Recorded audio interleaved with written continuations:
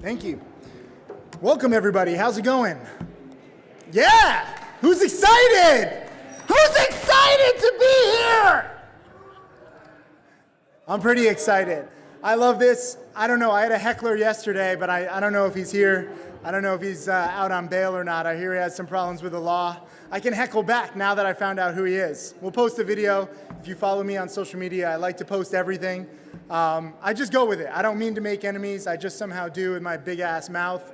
But I also want to teach you. I've done very well in the markets. I've turned a few thousand into several million. I'm actually flying to Asia tonight because I'm building schools everywhere. I have 2 new schools opening. We have, this will be school number 48 and 49 with my charity foundation. And it all comes from successful investing in trading.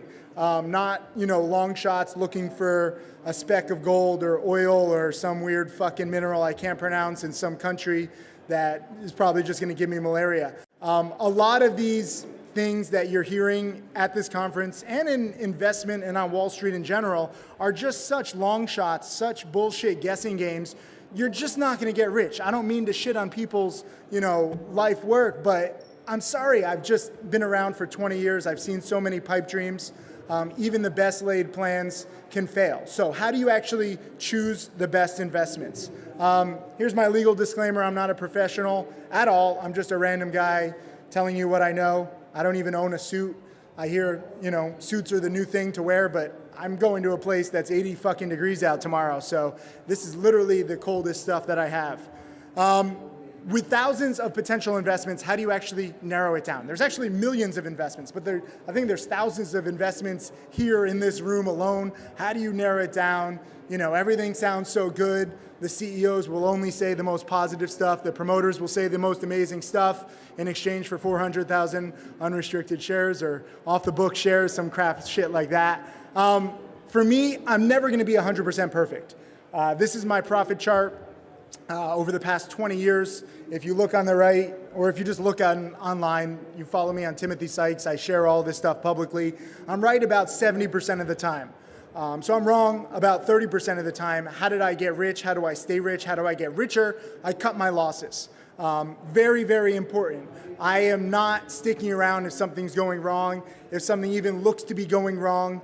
I talk fast, I trade fast, I think fast, I act fast, and that way I don't get damaged. Once upon a time, I believed in some of these pipe dreams in these companies, and I lost $500,000 plus.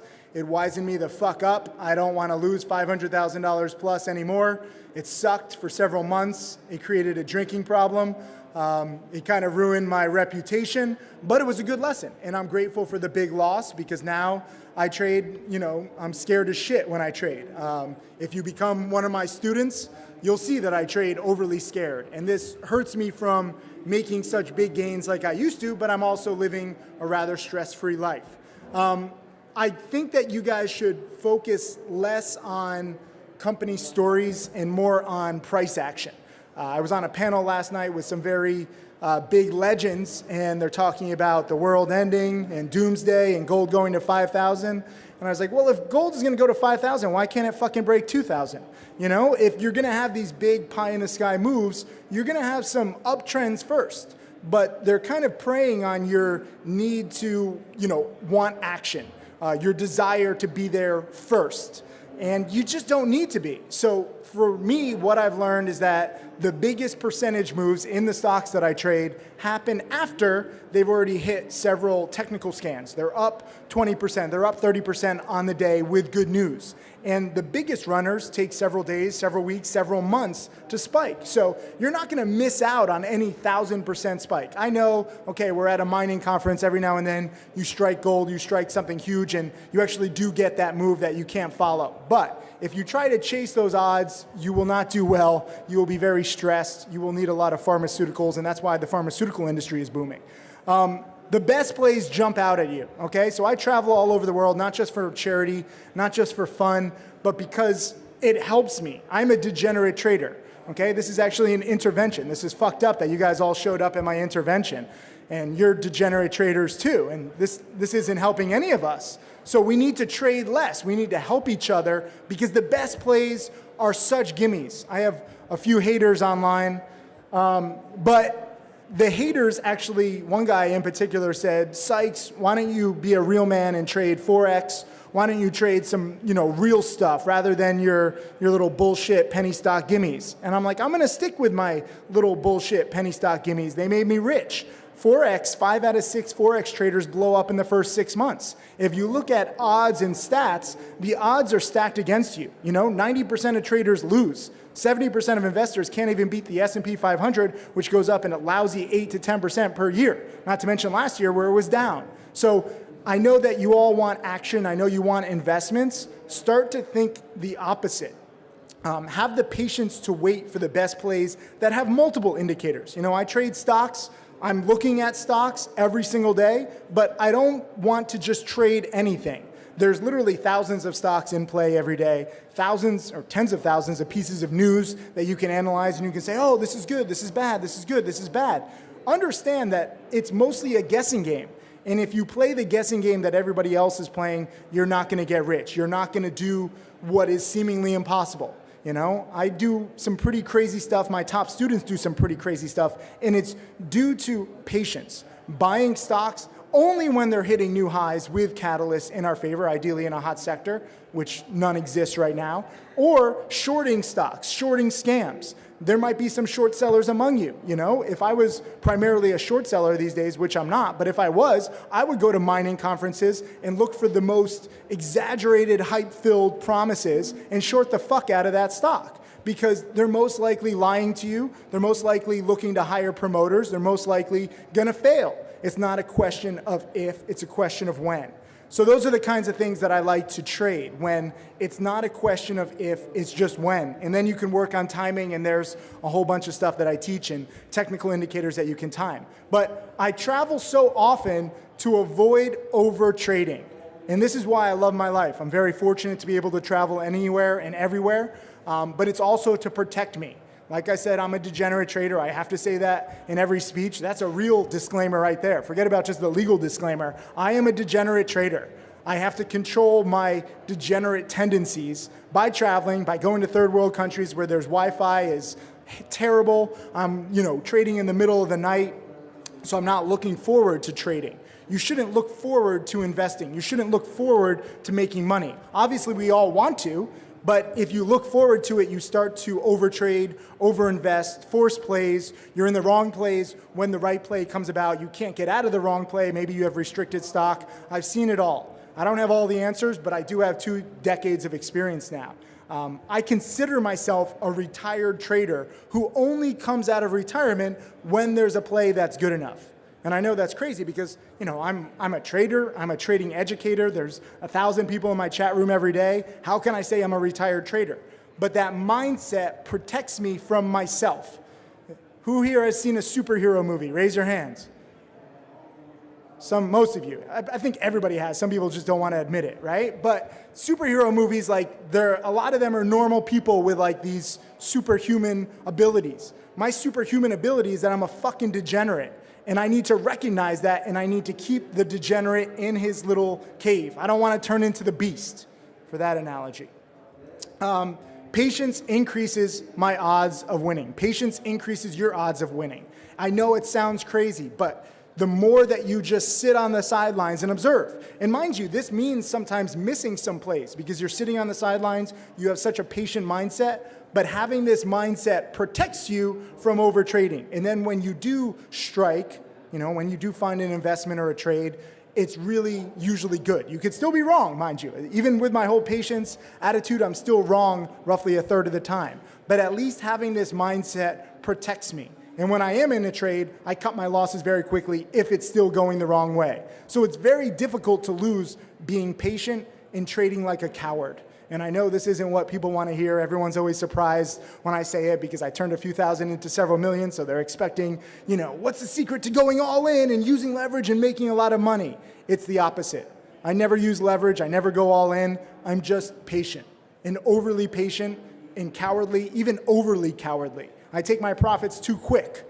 You know, I did an interview with Kitco a few hours ago, and they're like, what's the secret to making like 1,000% returns on a stock? And I'm like, I have no fucking idea. I take my profits at 10, 20, 30%.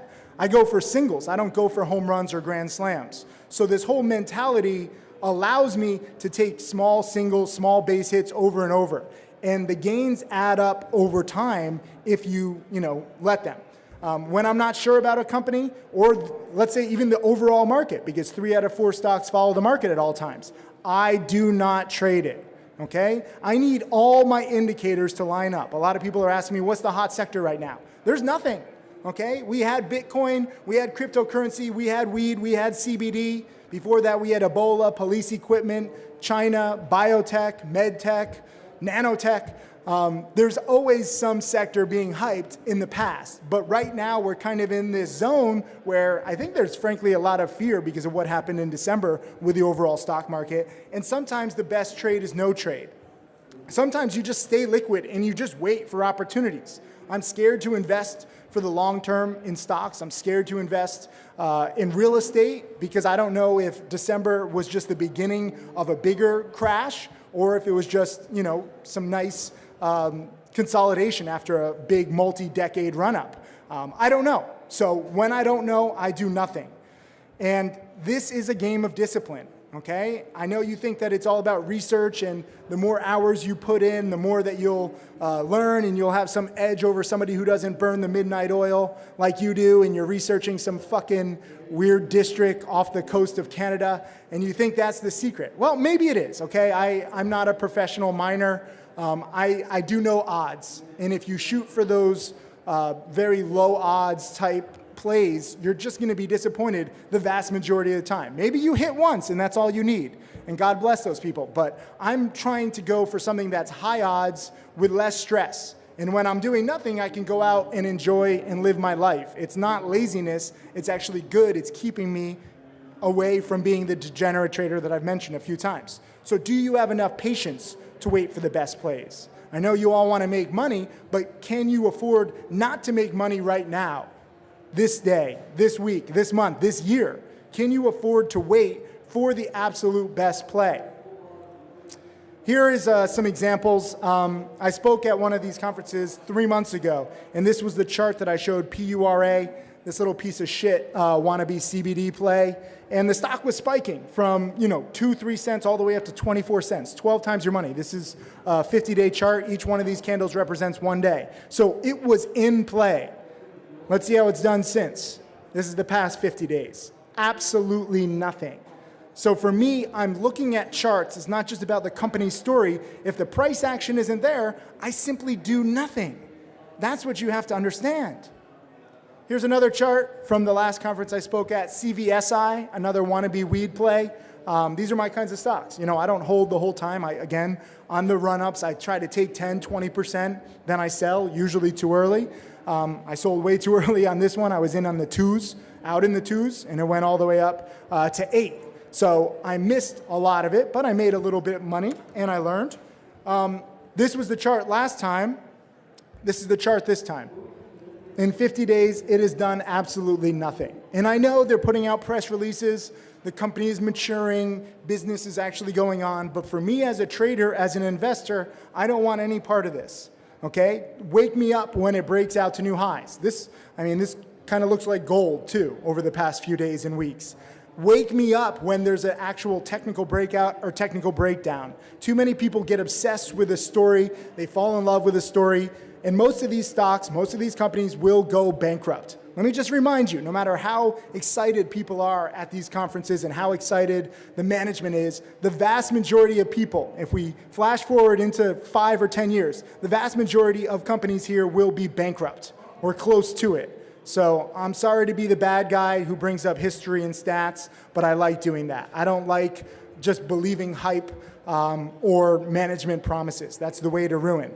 Here is my top student, Tim Grittani, turned 1,500. 4 months ago, or 3 months ago, he was at just crossing $7 million in profits. And if you look at all of his trades, which are all public, me and all my top students show every single trade, he's winning just, what is his average gain?